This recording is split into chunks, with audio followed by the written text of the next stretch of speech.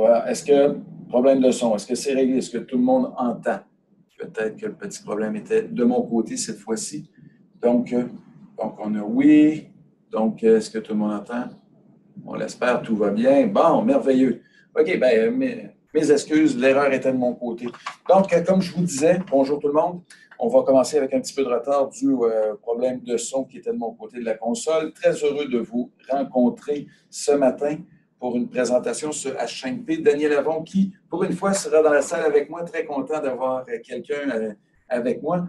Donc, on va commencer à l'instant même la présentation. Comme je disais, si vous avez des questions, des commentaires, on vous invite à passer par la zone de clavardage. Je vais m'assurer de passer le message à M. Avon. Et il y aura des périodes de questions à différents moments là, selon le sentier et le besoin. Donc, je cède la parole à Daniel Avon. Je vous souhaite une belle présentation, un bel avant-midi. Alors, bonjour à tous. Mon nom est Daniel Avon. Je suis conseiller pédagogique au CFP de Québec. Je suis là depuis maintenant presque 13 ans. Je suis rattaché plus aux enseignants en formation initiale en FP. Je vais vous présenter H5P aujourd'hui. L'objectif, d'abord, je vais vous donner les objectifs, ensuite on va voir les généralités. J'explique un peu c'est quoi H5P. On va voir la multitude d'exemples qu'il y a dans H5P.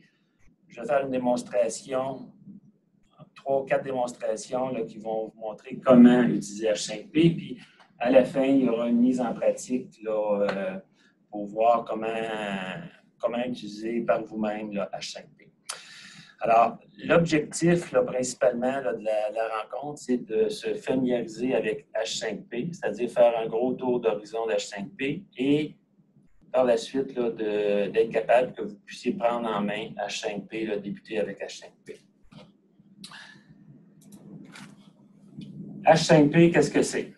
Alors, c'est pour créer du contenu.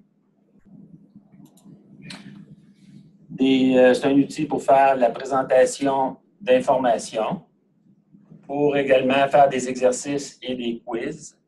H5P, au niveau du top 200 des outils d'apprentissage numérique, se classe 37e, ce qui est très bien. C'est un organisme là, qui est là depuis 6-7 ans. C'est norvégien. Et leur succès là, a fait que leur capacité à franciser le site a été difficile, on va en parler tantôt. Au niveau du coût, sur le site web, c'est gratuit pour 30 jours. Il y a un site web H5P, alors c'est gratuit pour 30 jours. Toutefois, après 30 jours, ça devient payant et la facture est quand même assez salée.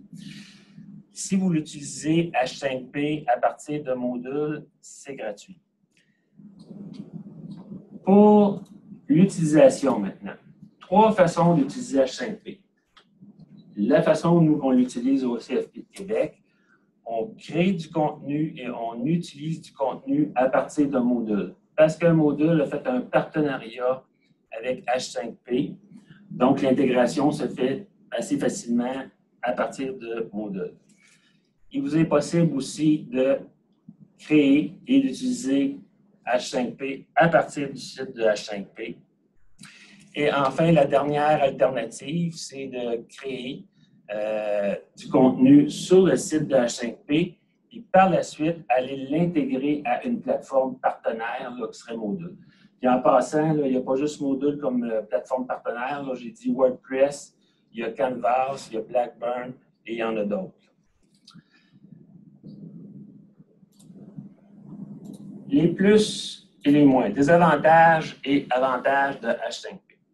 Bon, d'abord, H5P mise beaucoup sur l'apprentissage actif, à la fois dans la diffusion d'informations et dans les exercices, évidemment. C'est un outil qui est quand même assez puissant dans le sens où il y a beaucoup de paramètres. Il y a beaucoup d'activités. Dans Moodle, on retrouve 32 activités différentes, types d'activités, on s'entend. Et au total, H5P en présente une quarantaine. Donc, la différence entre Moodle et le site H5P, il y a seulement 10 activités qui sont sur le site d'H5P, qui sont en plus, mais qu'on ne retrouve pas au niveau de Moodle. On l'a dit tantôt, pour Moodle, ben, étant donné qu'il est intégré en Moodle H5P, il est gratuit. Ça, c'est un avantage. Maintenant, au niveau des inconvénients, le site, on l'a dit tantôt, il est partiellement en anglais. Sur Moodle, il est encore plus anglicisé. Ceux qui ont Moodle, la version 3.6 est à peu près pas anglais. La version de Moodle 3.6, 3.7, il l'est encore plus. Et la nouvelle version qui va sortir prochainement, le contenu va être pratiquement tout en français. Au niveau du site H5P, le coût d'abonnement est quand même assez élevé.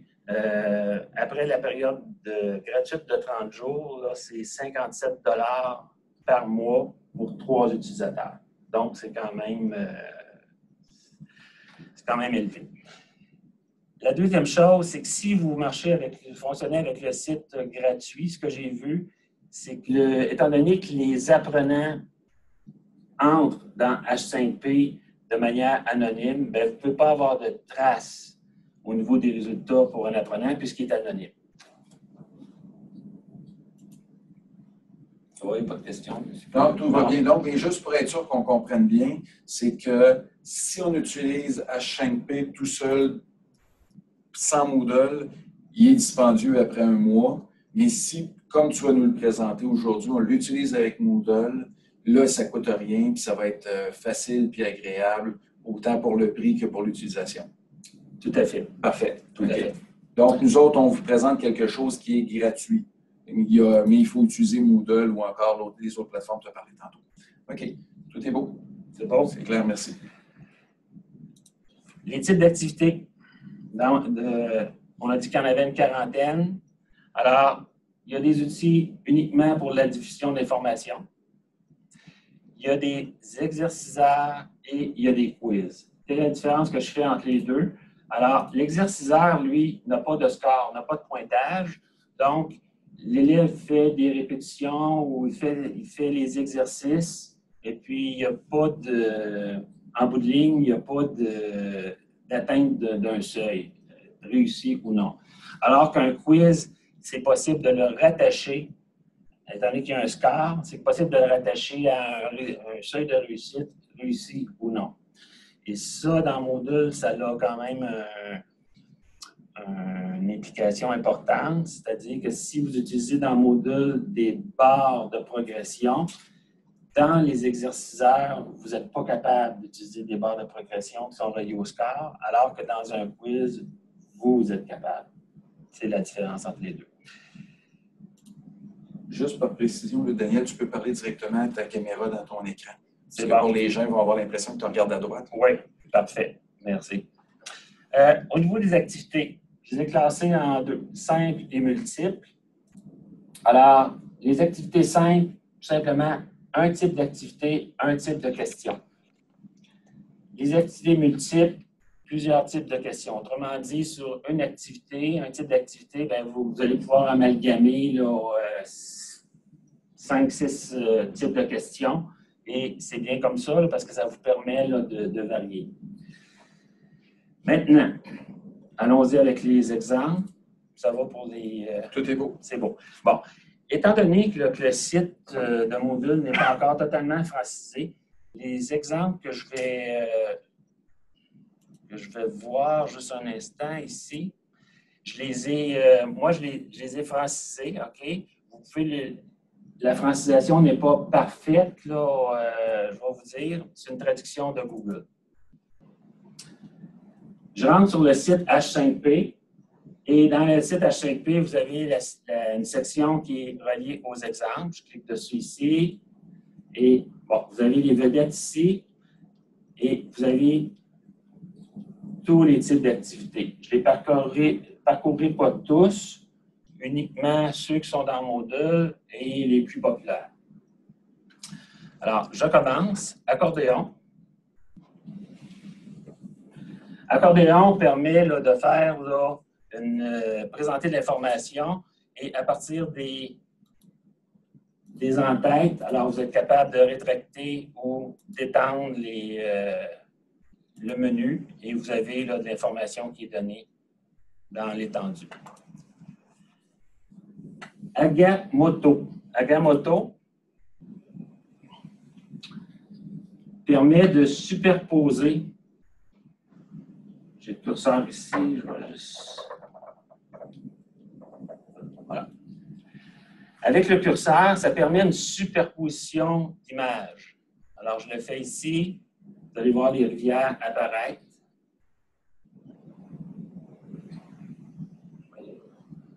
Alors, ça prend deux images qui sont superposables. Et puis, il y a une progression dans la diffusion d'informations. Un autre exemple. Puis là, au lieu d'être une superposition, c'est un zoom. Il permet de zoomer. Alors, l'élève, avec son curseur, lui, va faire le zoom. Autre possibilité.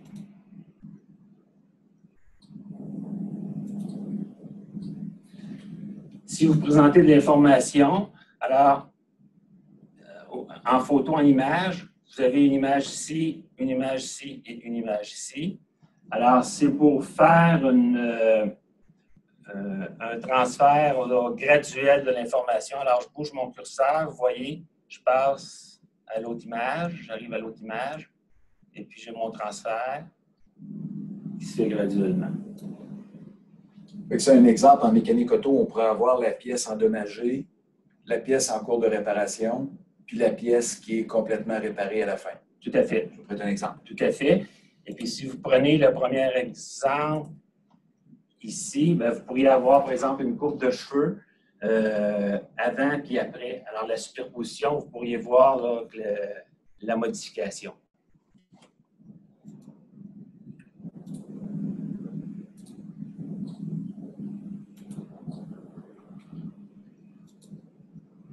Donc, bon. On vient de voir Agamotto. Pour les quiz, je ne l'aborderai pas parce qu'il est quand même assez simple et peut-être trop simple. Il y a peu de paramètres disponibles. Il permet de faire des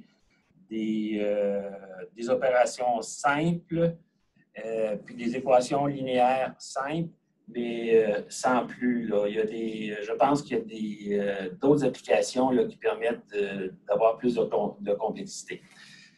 Il y a une enregistreuse ici, audio. À partir de l'élève s'enregistre, puis à partir de l'enregistrement, bien, vous pouvez l'utiliser à d'autres places là, parce qu'il va devenir un fichier. Graphique. Deux types de graphiques. Un graphique TAC, là, que les Français appellent camembert, et puis un histogramme en barre. C'est une présentation simple, colorée. Collage, qui est très intéressant.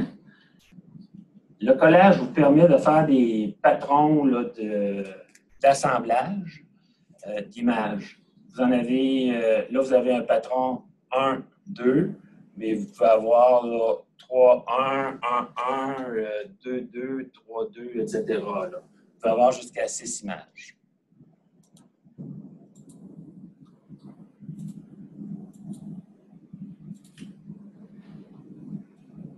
Ici, je passe à colonne. Colonne qui est très intéressant. Colonne, ça le dit, c'est une disposition en colonne qui vous permet de mettre à la fois de l'information et des quiz en même temps. Alors ici, on insère une image, du texte, une question,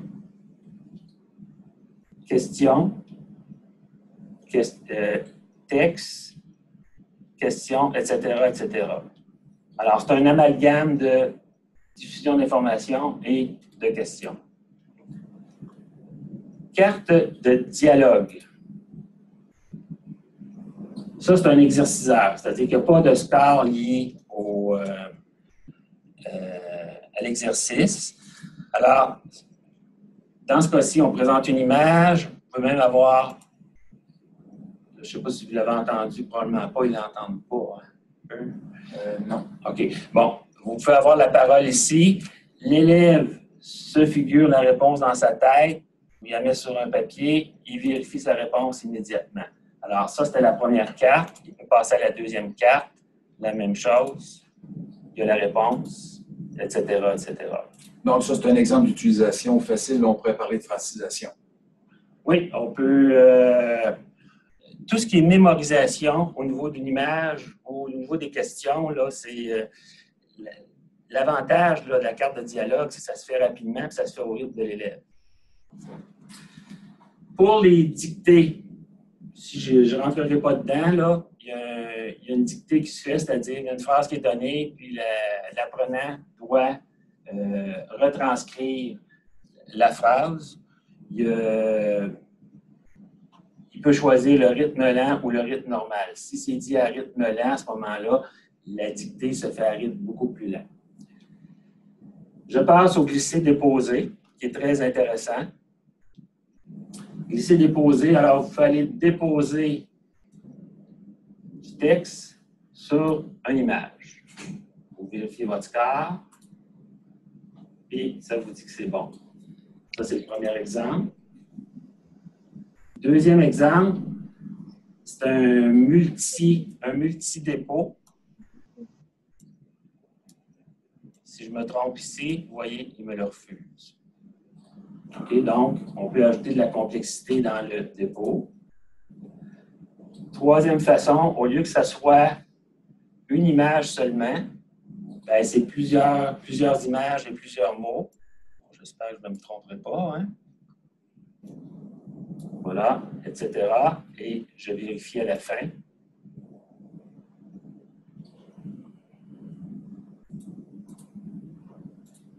Maintenant, j'ai glissé-déposé. On peut faire la même chose au niveau des mots. Alors, mots dans une phrase.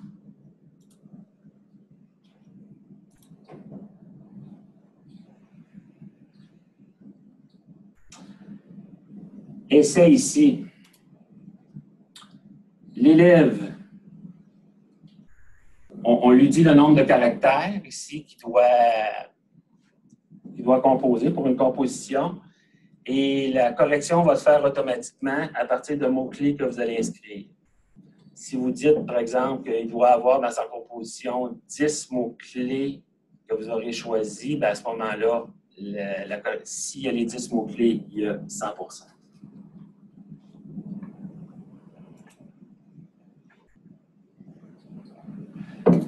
Bon, le classique, là, remplir les blancs. Ça, c'est à partir d'une image ici. La correction, il a été paramétré pour que la correction se fasse automatiquement. Ensuite, je passé ici, il appelle ça trouver le hotspot. Alors, au lieu de glisser, c'est tout simplement de cocher. On coche sur l'image qui est bonne.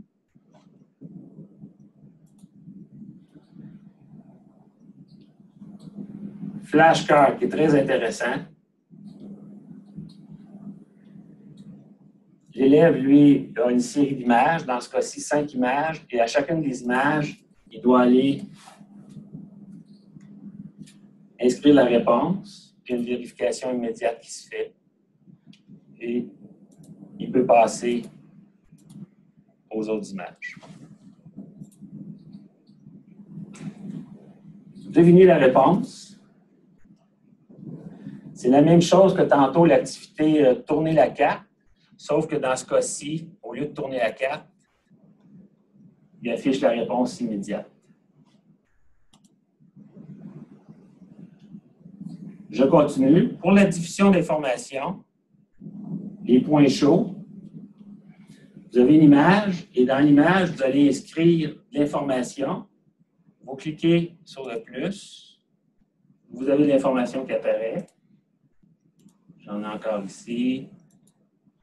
Et vous pouvez intégrer des vidéos.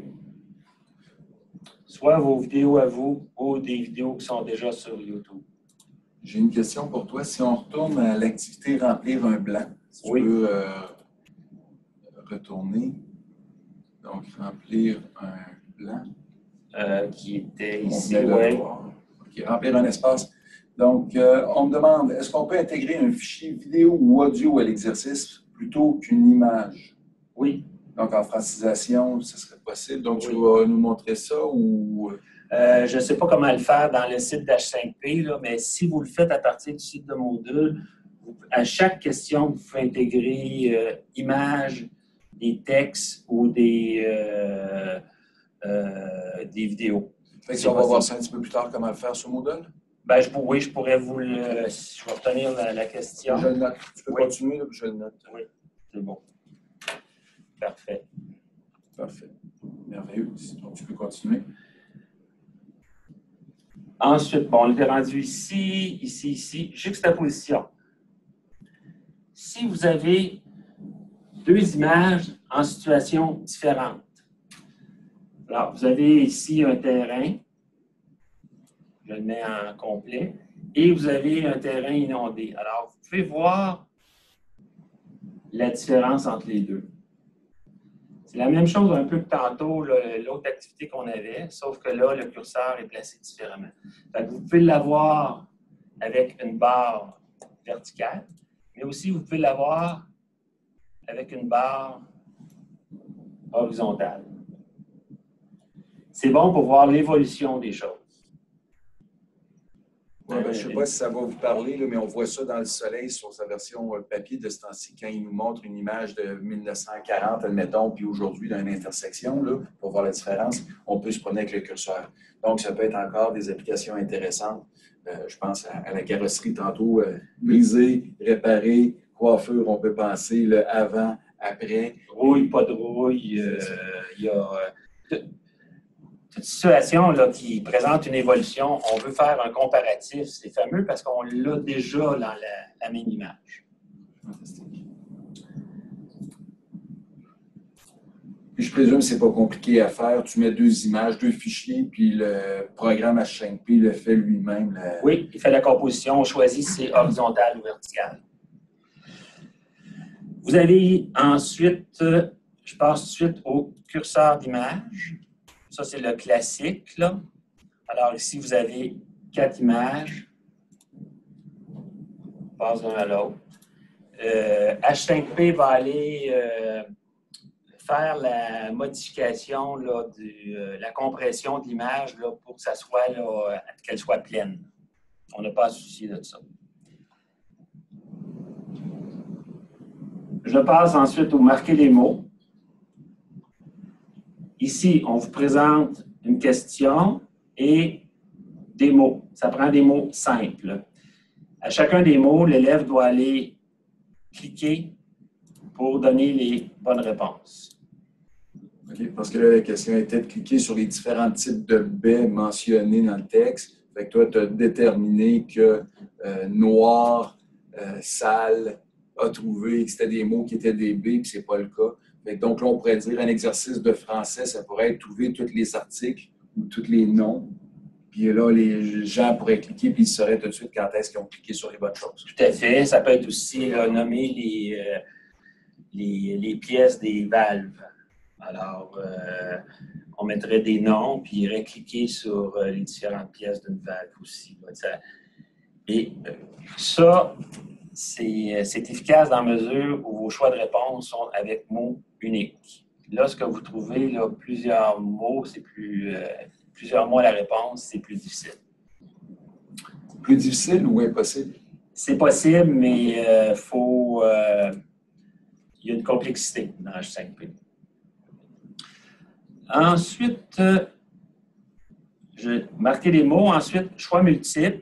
C'est le choix multiple à plusieurs choix de réponse. Et vous avez le choix multiple à réponse unique. Alors, je n'entrerai pas dedans, là, c'est le classique. Je continue ici. Sommaire est intéressant. Sommaire, vous pouvez faire des progressions, c'est-à-dire des questions qu'on appelle en cascade. Vous avez une première, une déclaration qui appelle, puis chacun des énoncés vous devez choisir quel est le bon. Alors, par exemple, si je choisis ici, ce n'est pas le bon, donc on me dit une mauvaise réponse. Je suis toujours au stade de 0 sur 2. J'en essaie un autre. C'était la bonne.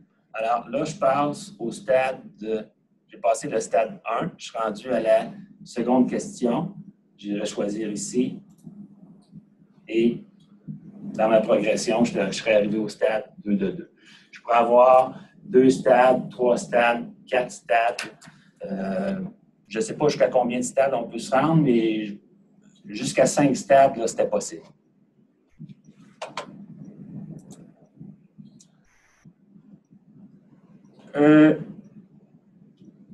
Je passe ici au quiz ensemble de questions. Ici, tantôt dans la colonne, vous aviez toutes les informations et les questions qui étaient données en colonne. Ici, c'est sous forme de diaporama. Ça, c'est type de questions multiples, c'est-à-dire que vous n'êtes pas pris dans un même type de questions. Alors ça, c'est questions à choix multiples ici. Je tourne. Alors, ça serait du glisser. Vous voyez, et une troisième question, j'aurai un autre type de question. Donc, ça permet d'amalgamer différents types de questions ensemble. Je vois que tu as passé par-dessus, mais dites les mots, prononcez les mots. Ça doit être quelque chose comme une image, puis il faut que tu le nommes, puis l'appareil va dire si tu l'as bien prononcé. Oui, tout à fait. Donc ça, on pense à toutes les personnes qui sont en francisation, ça peut être intéressant. Oui, tout à fait. Tout à fait. Sauf que je ne l'aborde pas parce que je vais me limiter en raison de... Je veux juste attirer l'attention. Oui, c'est tout à fait ça. C'est dites les mots, là, le mot est dit, puis vous devez donner la bonne réponse. Okay? La même chose, vous avez des exercices de prononciation ici. On a vu sommaire, chronologie. Ça permet de faire des lignes de temps. Vous avez l'information et vous avez la ligne de temps en bas. Alors, lorsque vous procédez vers la droite, là, vous voyez la ligne de temps change et l'information change. Ce n'est que pour de la diffusion d'informations, il n'y a pas de questionnaire lié à ça. Le vrai aux chevaux et la visite virtuelle. Bon, la visite virtuelle, je vais en faire juste une. Dans un atelier, vous avez l'information à la base. Ici, on vous donne l'information avant de rentrer dans la visite. Dans la visite, vous avez les différentes flèches qui vous permettent de progresser dans la visite. Je vais mettre en plus gros. Alors, je vais ici, vous voyez ici, je procède ici. Alors, je pourrais aller ici, je pourrais aller là, je pourrais aller là. Si je vais ici, il me fait un agrandissement de ce que je peux voir. Vous avez flèches et des points aussi, vous avez des vidéos.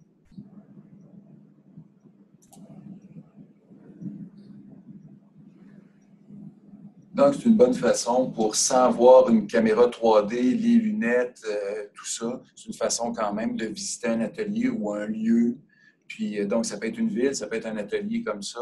Puis, donc, de quand même avoir des vidéos ou encore des photos agrandies, donc, d'un plateau de travail. Tout à fait. Ça peut être aussi, là, je l'ai vu déjà, là, ça a été utilisé pour, dans une pièce où il y avait beaucoup de tiroirs. Alors, à ce moment-là, la personne se retournait, ouvrait le tiroir, puis avait le contenu d'un tiroir. Ça, c'était bien, là, parce que ça simulait les différents types d'organisation du travail là, en formation professionnelle.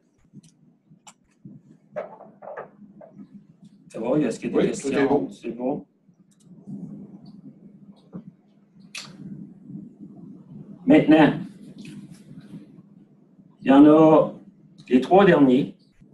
Il y a vidéo interactive, présentation du contenu que je vais appeler diaporama interactif et scénario par embranchement.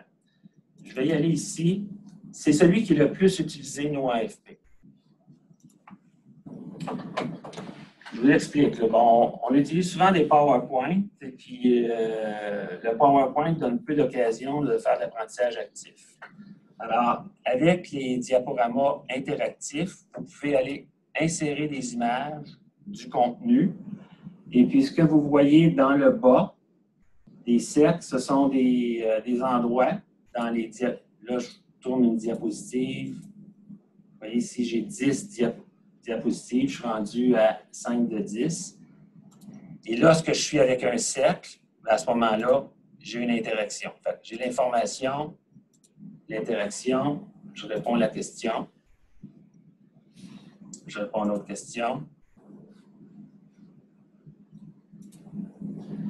Tu vas me dire, on voit les questions, je réponds. Si c'est moi qui réponds aux questions, est-ce qu'il y a un moyen pour l'enseignant de voir les réponses ou c'est juste un exercicaire que toi, tu as participé, tu le fais, tu as tes réponses? Point. Oui, bon, la question est très bonne. Là. Ici, ce n'est pas un exercicaire, c'est un quiz parce que c'est lié à un score. Mais on ne peut pas, l'intégration avec H5P dans Moodle ne permet pas d'aller voir chacune des réponses là, comme un quiz ordinaire qu'on fait dans Moodle. Mais on peut voir le résultat global. On peut l'associer à un seuil de réussite. Moi, je trouve l'avantage du diaporama interactif quand on le fait en exercice, là, on s'assure que l'élève passe par chacun des stades, puis on s'assure qu'il ait complété, qu'il a eu tout bon en bout de ligne. Là. Okay, vous pouvez ici inscrire l'information.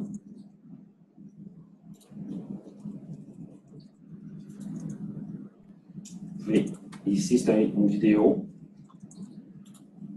Intégrer. Question. Information. Question. Question. Et à la toute fin, la dernière diapositive, c'est la diapositive sommaire où l'élève peut voir son résultat. Alors, si vous nommez chacune de vos là, ils ont été anglicisés, là, c'est en anglais, mais chacune des diapositives a un nom, alors il peut voir son résultat global ici. Moi, je trouve ça très bien là, pour... et c'est faisable de partir d'un PowerPoint. Lorsque vous enregistrez votre PowerPoint, vous faites enregistrer sous, vous allez mettre chacune de vos diapositives en images et puis vous allez glisser vos images dans le diaporama interactif.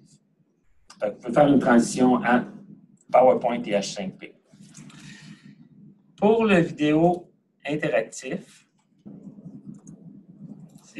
alors c'est la même chose que le diaporama. Vous avez en bas des sections aussi qui ont été paramétrées. Là. Ils tombent dans la section recettes. Et puis là, il y a une interaction, il y a un point, question, répond à la question, se vérifie, continue. Donc, vous pourriez paramétrer la vidéo pour dire s'il n'a pas réussi, il le ramène, par exemple, 15 secondes en arrière où il y avait l'information, puis là, il l'effectue. Il ne pourrait pas progresser là, dans la vidéo sans avoir une bonne réponse. Alors, à chacune des interactions, ben, vous avez le cercle ici. Et à la toute fin, là, je vais aller à la fin.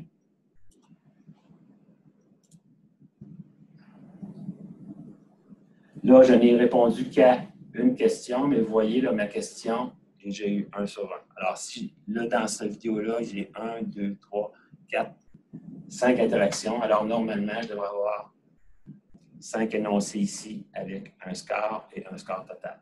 Donc là, l'avantage, c'est vraiment qu'on s'assure que l'élève ne va pas juste appuyer sur play, qui a été se faire un café, jaser, répondre à un texto, tout ça, mais il est obligé de répondre à des questions, sinon la vidéo n'avance pas.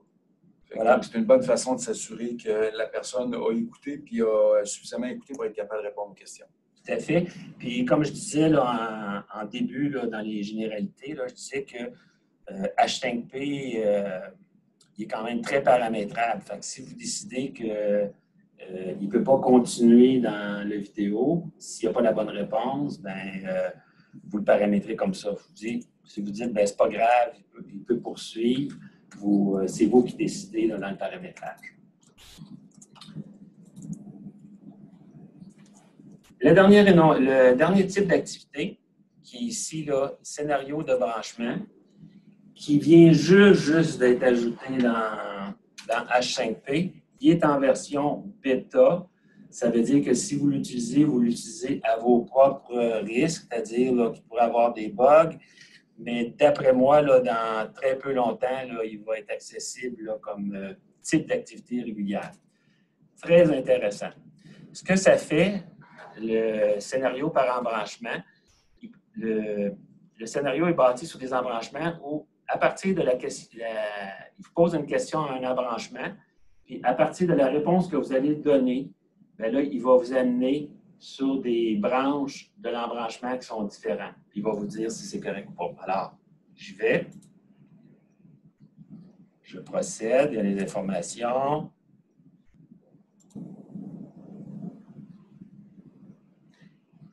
Ils ont rentré d'informations de base sur une personne. C'est une situation avec une cliente qui doit être rencontrée. Vous avez la vidéo. Je vais l'avancer là.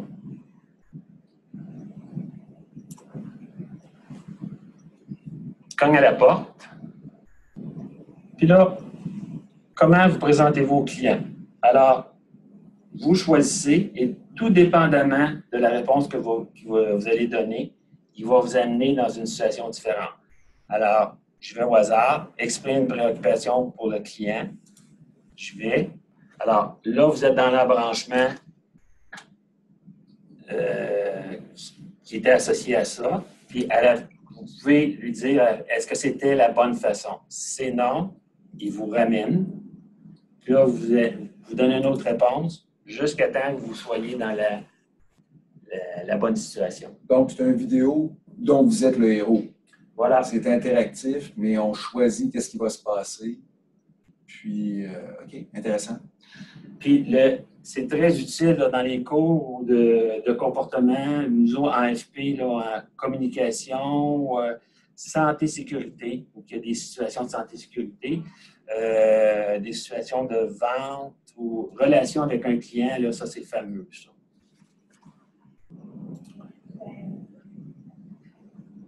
Maintenant, ça va? Est-ce qu'il y a des questions? Ça va? Tout est sous contrôle. C'est parfait, c'est clair. Je vais te leur demander si le rythme est bon quand même. Là, si vous avez besoin, on est comme à une transition. On vient de voir la majorité des outils disponibles. Avant de passer à la prochaine étape, qui est quoi? Oui, alors, regardez, là, nous, là, on vient de faire, là, ici, là, on vient de faire les exemples. OK? Là, on va être rendu à les démonstrations. Ce que je vais faire, c'est, étant donné que le site de H5P là, est presque totalement en français, je vais faire les démonstrations sur le site de H5P. Puis tantôt, on va aller au site de Moodle. Juste une question, même. Les gens n'ont pas de questions, puis commentaires, c'est super, ça va bien. Juste, là, tu vas procéder directement sur le site H5P, puis après ça, on va pouvoir téléverser nos activités qu'on a créées dans Moodle. On pourrait, mais je ne le ferai pas parce que ça va être trop long. Okay, on va aller voir simplement, c'est qu'on va aller voir le résultat dans Moodle. OK, parfait. Bon, je suis sur le site de H5P, j'ai créé un compte, je suis l'administrateur. Je t'arrête un instant. Oui. J'ai constaté en début de cours, quand tu parlais des prix, tout ça, je suis allé voir H5P, puis j'ai vu qu'il y avait h5p.com et h5p.org. Toi, tu es sur lequel des deux? Je suis sur .com. C'est lui qui permet. .org, c'est lui qui donne l'information de base. On est sur .org ici. OK. Donc, l'information sur les outils, on va sur h5p.org. Parfait. Puis si on va sur .com, là, on va travailler. Voilà. Okay. Et pour créer si vous utilisez H5P en période gratuite de 30 jours, vous pouvez créer votre compte gratuitement à partir de .org. Et là, il va vous faire le transfert sur le site H5P là, pour créer du contenu. Mais pour démêler tout ça, pour être sûr, lorsqu'on va travailler avec Moodle, puis ça va faire 2 mois, 3 mois, 4 mois, on va travailler à partir de .com, .org ou dans Moodle? Dans Moodle. OK. Dans Moodle. Parfait. Est-ce que ça va, là? Oui? Pour distinguer, ça a l'air correct. Ça va? Ouais. Donc, regardez, je vais vous résumer ça. Pour créer un compte, il faut vous passer par la porte .org. Un coup que le compte est créé, vous avez votre propre espace dans le h5p.com et c'est lui que vous allez pouvoir gérer. Mais moi, si je n'avais pas fait la démonstration de l'atelier, je ne serais resté que dans Moodle parce qu'il est gratuit. Alors, mon compte est créé. Voici tout mon contenu. J'ai déjà été versé une activité ici, là, une vidéo interactive. Là, on va commencer. Je vais faire une démonstration pour créer collage. Là, la fenêtre de Moodle est... Comment je fais pour monter? Oh, OK. La fenêtre de Moodle est identique à ça. C'est pareil, c'est juste que c'est moins français. Alors, je vais mettre en ordre alphabétique et je vais aller chercher collage. Voilà. Je vais choisir mon patron d'image. Je vais aller choisir le patron 1, 2, ici. Alors, je vais utiliser 1, 2. Je vais aller chercher ma première image, ajouter image. Je vais aller chercher à la place où j'ai sur mon bureau ici. J'ai une première image. Je vais aller chercher ma deuxième image. Ça, donc, ces images-là, c'est des images que toi, tu as déposées sur ton bureau de ton ordinateur. Ce n'est pas une banque d'images, parce que là, on voit les mêmes fruits que dans les démonstrations que tu avais. Là. Mais dans le fond, c'est ta banque d'images à toi qui est sur ton site à toi ou dans tes affaires. Tout à fait. Okay. Tout à fait. Donc, tu aurais pu, vu que tu es au CFP de Québec, avoir des images de soudure, puis de montage, puis on aurait mis ça là. Voilà. Okay. Mais les images des fruits sont plus belles, donc j'ai mis les images les plus belles que je pouvais trouver. C'est parfait. OK. Alors, je vais chercher fraise. Voilà. Bon, maintenant, moi, je trouve l'outil très bien parce que ça permet de gérer, même si j'ai un collage, ça me permet de gérer chacune des images indépendantes. Alors ici, j'ai mon petit menu ici pour poser. Je peux tasser. Je vais dans ma deuxième, je grossis un peu.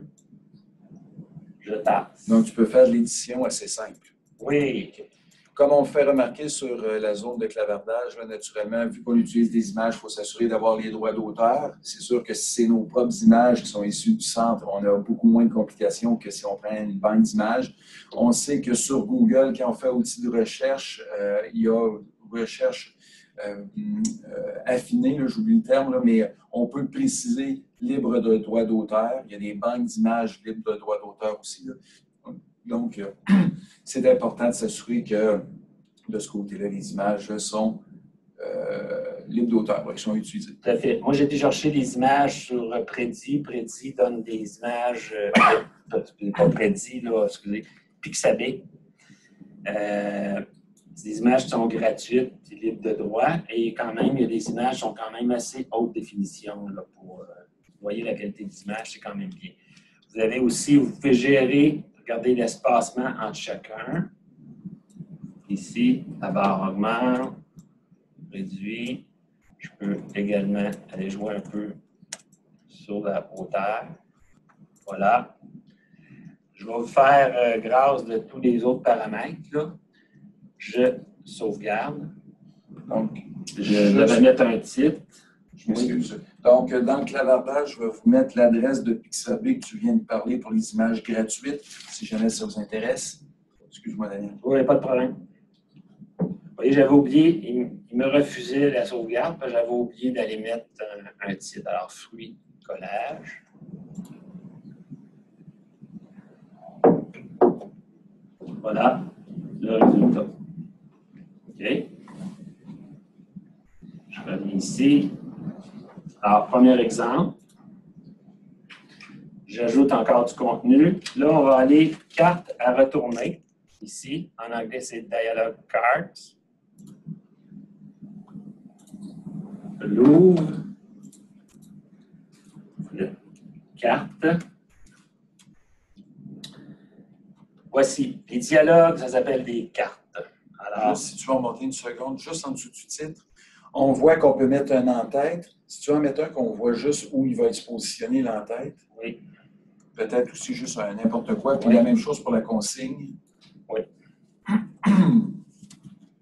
Parfait, je te laisse continuer. OK. Alors, je n'aborderai pas tous les paramètres parce qu'il y en aurait trop. C'est juste pour vous partir, là, pour vous permettre de partir. Sinon, là, on va rester probablement une demi-heure dans chaque diapo. Maintenant, la question, OK, quel est ce fruit?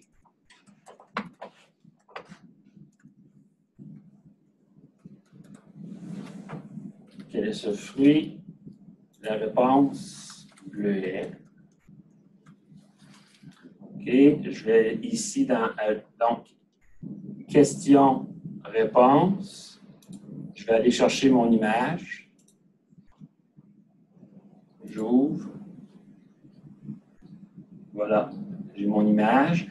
Je vais m'assurer, non, j'irai après. Première carte ici. J'ajoute une autre carte dans Ajouter dialogue. Je vais encore dire quel est ce fruit.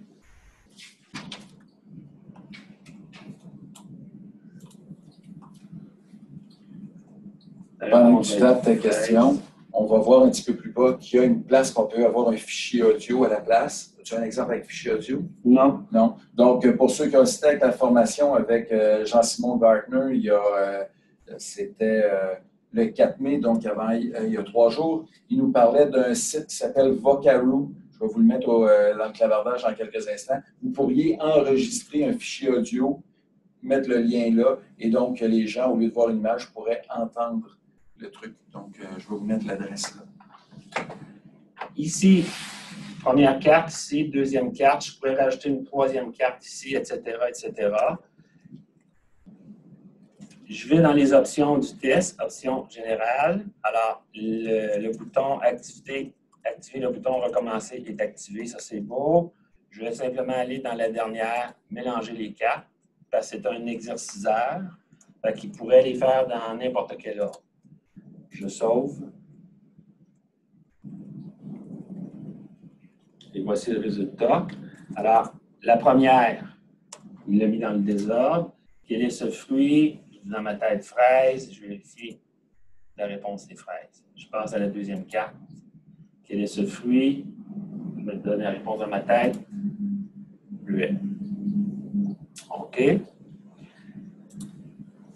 Donc, ça, c'était carte à retourner, là, dialogue card. Je poursuis.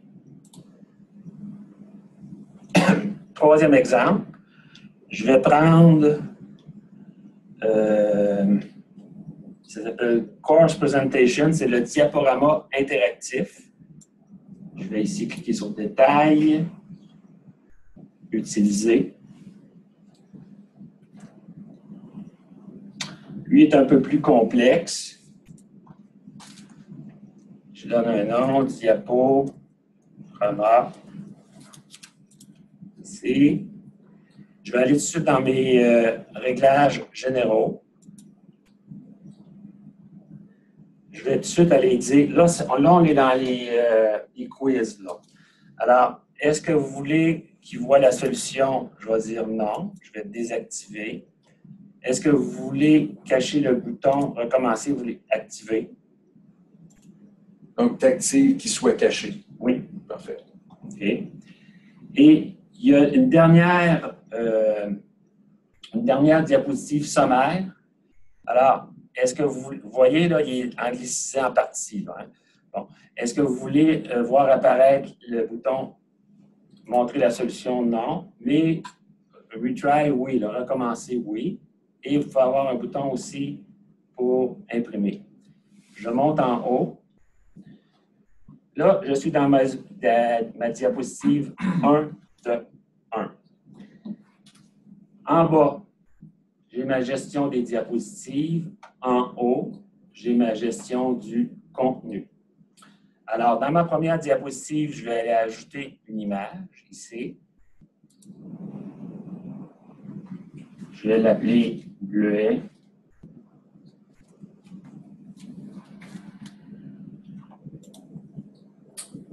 Je vais ici, pardon, aller ajouter mon image.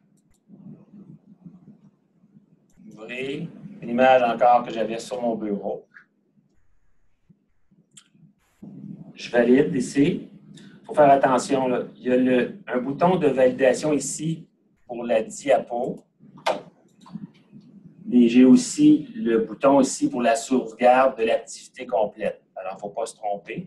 Alors, je vais ici. Vous voyez, il a téléchargé l'image sur la première diapo. Je vais aller l'agrandir. Maintenant, je vais aller mettre du texte. Par exemple, couleur, ou tout simplement, je vais aller dire bleuet. Ici, je pourrais aller dans mon éditeur plus haut. Je pourrais aller grossir. Je pourrais les mettre avec du rouge, avec du blanc. Voilà. Je pourrais aller mettre une opacité en pourcentage. On va le mettre à 60%. Et je valide. Je regarde ici. Je vais aller enlever. Ici, je retourne dans mon éditeur en cliquant juste sur mon texte. Je vais me réviser. Je vais aller le mettre à 0. Voilà. Je le tasse ici. J'irai mettre l'information ici, d'autres informations. Et là, si je veux poser une question, je pourrais la poser sur cette diapositive ici ou sur une autre diapositive. Alors, pour ajouter une autre diapositive, c'est ici en bas. Je suis rendu à 2 de 2. Alors, j'irai, par exemple, faire un vrai ou faux. Je vais faire la question blablabla. Ma réponse serait fausse. Là, je peux y mettre une opacité. Je valide. Et je vais générer ma question. Je pourrais y mettre un fond, un arrière-plan, ici de couleur, juste pour cette diapositive. J'irai couleur d'arrière-plan.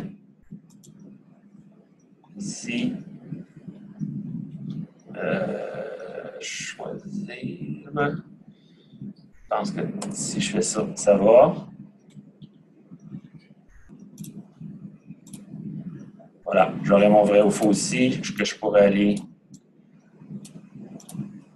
Lorsque tu as appuyé sur opacité, ce n'est pas l'opacité du texte, mais de l'encadré. Là, on voit que, vu que tu as mis 60%, c'est pour ça que le rose est plus pâle à cet endroit-là, parce que ce n'est pas toute la couleur rose foncée qui passe au travers de la boîte de questions. Tout à fait. J'ai l'arrière-plan et ici le texte là, qui est en opacité de 60%. Il pourrait être totalement transparent si je mettais 0. Alors, vous pouvez ajouter du texte, des liens, images. Vous pouvez mettre des formes, intégrer des vidéos, aller à des diapositives, c'est-à-dire qu'ils puissent sauter, ils cliqueraient sur, sur le mot, puis ça le ramènerait, par exemple, à la diapositive 6. Ajouter de l'audio, puis là, on tombe dans les interactions. Là. Remplir les blancs, choix multiple simple, choix multiple avec plusieurs réponses, vrai ou faux. Ici, vous avez glisser, déposer. Vous avez sommaire, là, comme on disait tantôt, là, vous pouvez avoir un sommaire avec progression, des questions en cascade. Et les 3 points ici vous amènent à d'autres types de questions. Glisser sur du texte, marquer le texte, etc., etc. Je sauve en bas en vérifiant que ici, à la toute fin, option et texte, ça soit bien en français ici.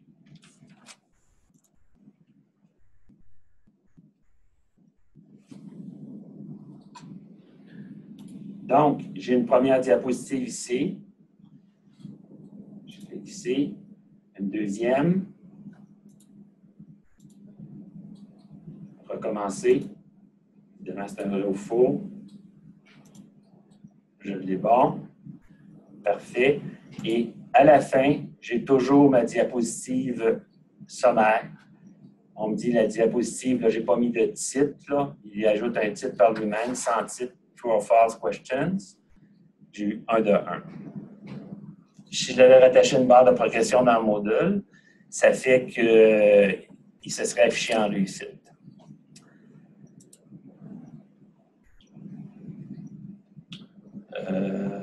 Si je reviens ici, alors, le dernier, je le mets ici, je l'avais déjà mis parce qu'il est trop long à monter, je vais juste vous le présenter très brièvement. C'est une activité, c'est un vidéo interactif que j'ai bâti. Alors, j'ai été mettre, je vais le mettre en plus gros, j'ai été mettre des titres de section ici. Lorsque la vidéo va progresser, il va y avoir un affichage sur le titre de la section. J'ai ici un petit point, je ne sais pas si vous pouvez le voir, j'ai une information et à la fin, j'ai une interaction. Là, évidemment, là, on peut en mettre beaucoup plus que ça, j'en ai mis très peu. Je vais vous montrer dans une autre vidéo que j'ai fait où il y en a beaucoup plus. Alors, la vidéo progresse, je vais l'avancer. Il tombe dans la section les composantes. Je vais le faire défiler. La section tension. Et là, il va arriver, voilà ici, j'ai été ajouté du texte ici. La vidéo pourrait s'arrêter et qui tombe sur le texte. Là, j'ai décidé de le faire en continu. Je le continue ici comme ça. Et là, je tombe sur la question ici. Question draguée, voltage, intensité. Bon, j'ai fait une erreur de français intentionnelle. On va aller la corriger. Alors, bon, il me demande de finir. Retour. Vérifier. Je vais arrêter. Je reviens juste un instant. Je reviens ici. Je reviens à mon vidéo. Là.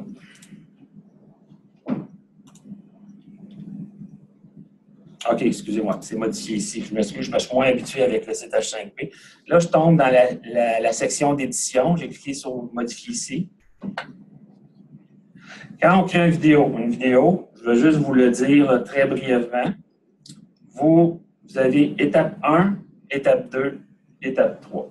Étape 1, vous téléchargez la vidéo. Ce que j'ai fait ici, je clique ici, je vais coller mon adresse de vidéo. Ça, c'est fait, c'est inséré. Étape 2, j'ajoute des activités du contenu. Je vais aller tout de suite à l'endroit où j'avais l'interactivité. Voilà. Je clique dans mon endroit où j'avais mon interactivité. J'ai mon crayon pour l'édition. Je vais vous montrer comment je l'ai paramétré. Alors, j'ai mis que la plage d'apparition était 2 minutes 08 à 2 minutes 08. Il se met à pause.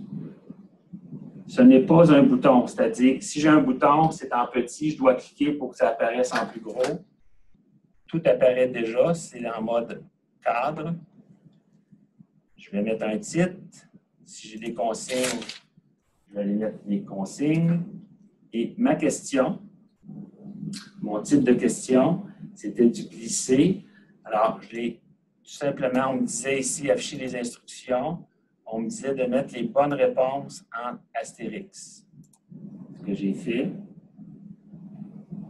puissance est une réponse à glisser, intensité d'une réponse à glisser. Je vais aller corriger texte. Dans les options générales, j'avais coché activer le mode recommencer. Je n'ai pas mis ici voir la solution. Et dans l'adaptivité, s'il y a une mauvaise réponse, ça c'est intéressant, s'il y a une mauvaise réponse, je peux le ramener une partie de la vidéo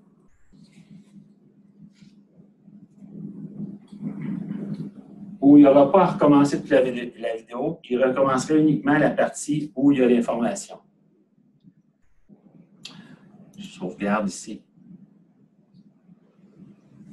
Et voilà. Donc, j'ai démontré là, 4 types d'activités. Maintenant, je vais aller dans le site Moodle. Je vais aller vous présenter ce que ça peut donner dans Moodle. Je vais sur notre site Moodle, j'ai créé un cours qui s'appelle H5P Formation. J'ai mis nos 4 exemples qu'on a fait. Vous voyez, ça se présente sous ce format-là. Alors, j'ai l'activité collage, carte à retourner que l'on a fait tantôt, diaporama interactif et vidéo interactive. Actuellement, chacune des activités sont indépendantes. Je vais ici, collage. Vous voyez, c'est ce qu'on a fait tantôt. Ça, juste, excuse-moi, juste pour être sûr, est-ce qu'ils se sont déposés par elles-mêmes automatiquement ou c'est toi qui les as déposés avant notre formation d'aujourd'hui? Oui, j'ai été les déposer avant. Là, je vais vous expliquer tantôt comment le faire. Parfait. Merci. Maintenant, la deuxième qu'on a fait, alors, carte à retourner. Vous voyez ce qu'on a fait tantôt. Je reviens ici à ma section. Troisième exemple, diaporama interactive. Je le mets en plein écran.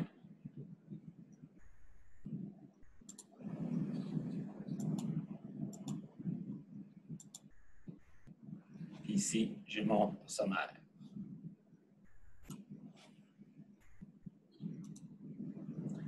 Et la dernière, je le mets encore en plein écran. Voilà. Je passe ça. J'ai mes points d'information. Mes interactivités, là, j'en ai mis plus ici. Alors, je clique contenu. Je le ferme. L'apprenant poursuit. J'avance. C'est même possible, là, moi je ne l'ai pas fait comme ça, là, mais c'est même possible là, pour H5P de dire l'élève ne peut pas faire avancer son curseur plus vite. Là. Il doit complètement tout écouter la vidéo. Alors, ici, 2 questions. Je pourrais avoir du son ici, si je voulais. Bon. Je vais l'arrêter.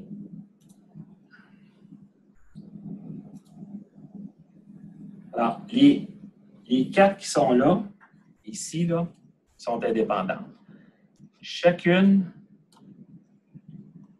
la beauté de ça, c'est chacune de mes activités. Par exemple, l'élève Daniel Avon, j'ai fait une barre de progression dans Moodle. Si vous voyez, là, lorsque je déplace mon curseur, vous voyez, je suis sur le segment collage, carte à retourner, diaporama interactif, vidéo interactive, l'autre activité, intégration à l'activité accordéon, etc. Donc, j'ai 6 dans un parcours, j'ai 6 activités à compléter. Lorsque c'est en rouge, ça a été fait et non réussi. Bleu, ça n'a pas été fait. Et vert, ça a été fait et réussi. Au total, l'élève Didier a 67 % de son parcours de compléter. La dernière chose, OK, maintenant, là, que je vais, avant qu'on procède à la mise en pratique, la beauté là, de H5P, c'est que chacune des activités, on peut les mettre indépendantes comme ça. Mais le gros avantage de H5P, chacune des activités, un coup qu'elle a été construite, on peut aller l'intégrer n'importe où dans une page Moodle. Exemple ici, j'ai créé une page dans Moodle, j'ai mis une photo, et là, j'ai été lui intégrer l'activité accordéon à la suite de mon texte. Je n'en ai pas beaucoup, là. Alors, vous voyez, vous pouvez reconnaître tantôt l'activité accordéon. J'ai été la placer à l'intérieur d'une page. Je pourrais aller la placer dans un quiz ordinaire. Je peux aller la placer partout où j'ai de l'édition de texte.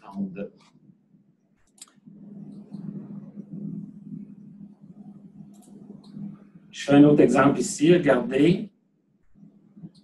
Là, l'intégration à l'activité carte à retourner ici, je vais le faire. OK? J'ai une page ici que j'ai faite dans Moodle. OK? Le bleuet. Ce que je vais faire, c'est que je vais aller chercher l'activité carte à retourner et je vais aller l'inclure dans cette activité ici où j'avais une page web dans Moodle. Alors, je clique sur carte à retourner. Et vous voyez ici, j'ai réutilisé et embarqué. Là. En mauvais français, peut-être, ça serait intégré. Je clique dessus. Il me donne le code. Je clique sur le code. Je vais copier le code de l'activité. Je reviens sur mon activité. Je me mets en mode édition parce que je suis gestionnaire du site. Je ne m'attends pas à faire ça, mais on fait juste voir les possibilités qu'on peut utiliser dans l'intégration. J'ai ma page ici. Je vais tout simplement me mettre ici le dernier carré. Je vais faire apparaître les codes. Et je vais faire mon coller. J'enregistre. J'enlève du mode édition. Et vous pouvez voir que j'avais mon texte ici dans la page Moodle et j'ai intégré une activité. J'ai de l'interactivité à l'intérieur de cette page-là. Ça, c'est fameux parce que vous pouvez complexifier. Là. Vous ne faites pas juste une page où il lit de l'information. Vous pouvez aller chercher d'autres activités et les intégrer dans une page.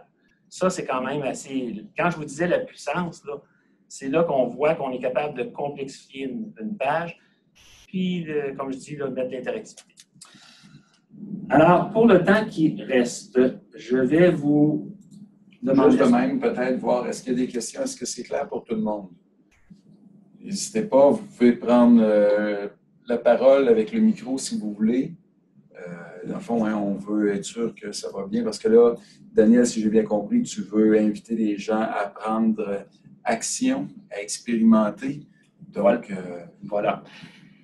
Vous avez compris que si je n'ai pas fait tantôt mes démonstrations, si j'étais sur le site H5P, c'était en raison du français, c'était beaucoup plus facile pour vous de le voir. OK? Mais si ça avait été francisé dans Moodle, je l'aurais fait directement dans Moodle. Maintenant, ce que je vais vous proposer pour la mise en pratique ici, je vais vous proposer de rentrer sur le site Moodle. OK? Je vais vous montrer comment. Vous aurez tous le même compte. Je vais me déconnecter. Alors, est-ce que c'est là que tu vas demander les mots de passe? Oui, que tu vas demander vous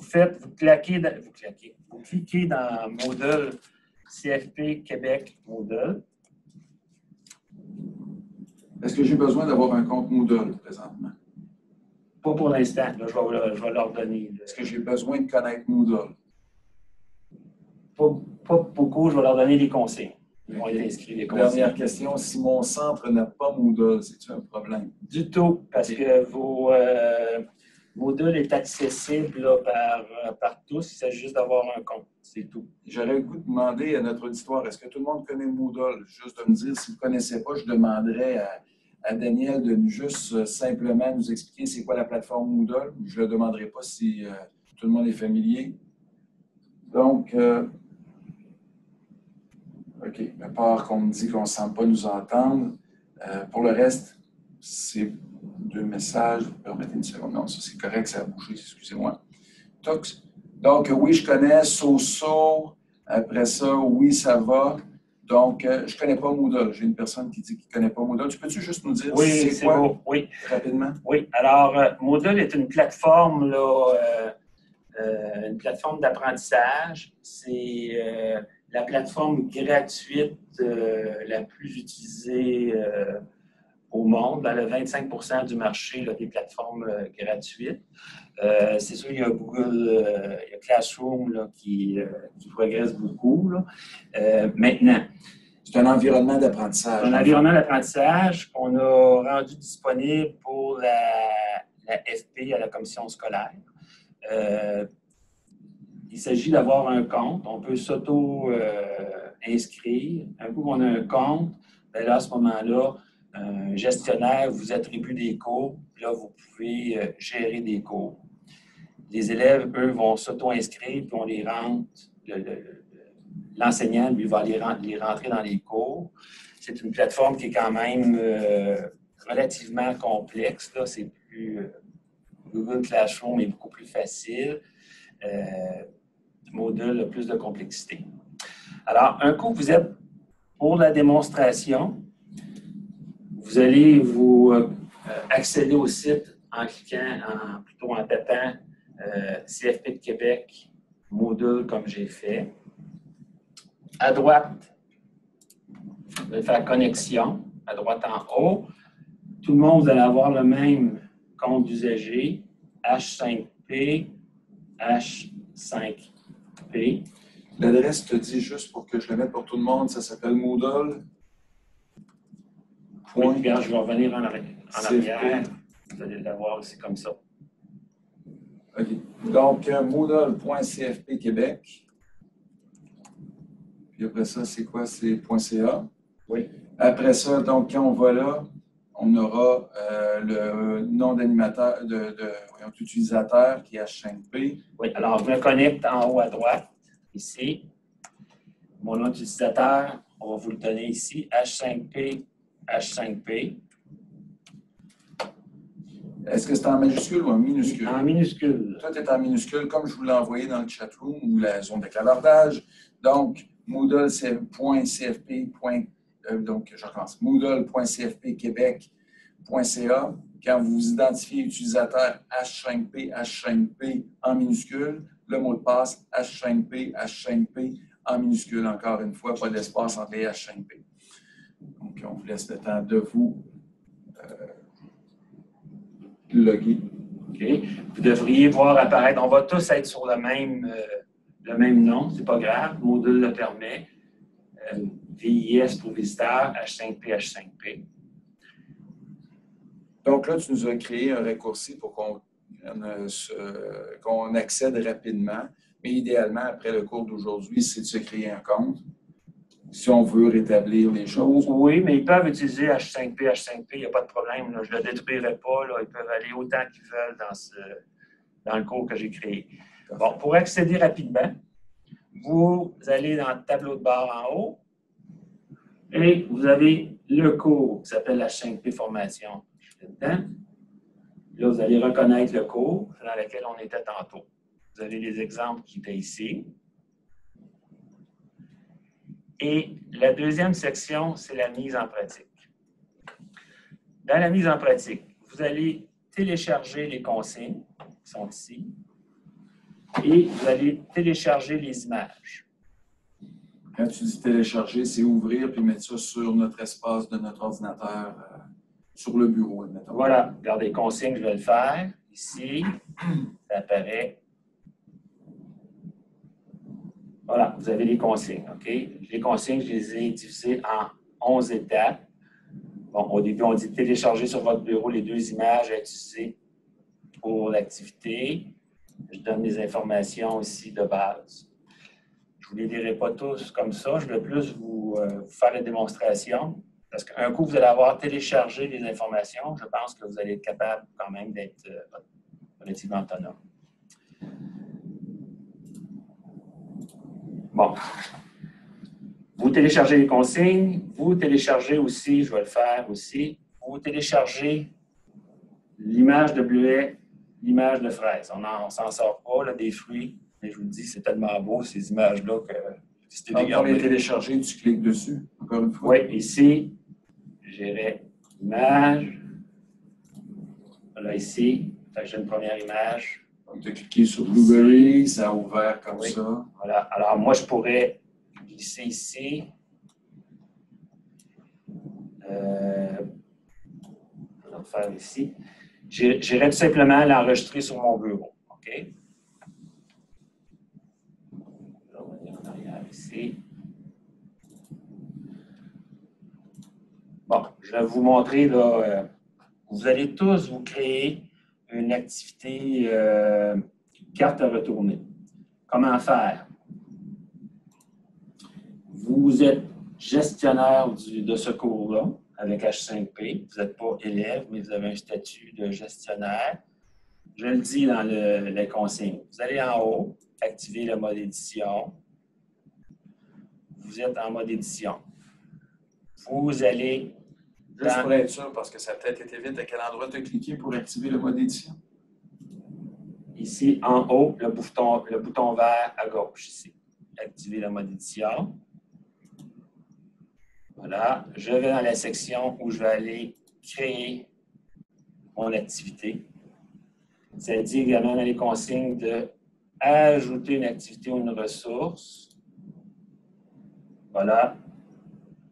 Vous allez aller dans Contenu interactif. Vous reconnaissez ici le H5P. Ajouter.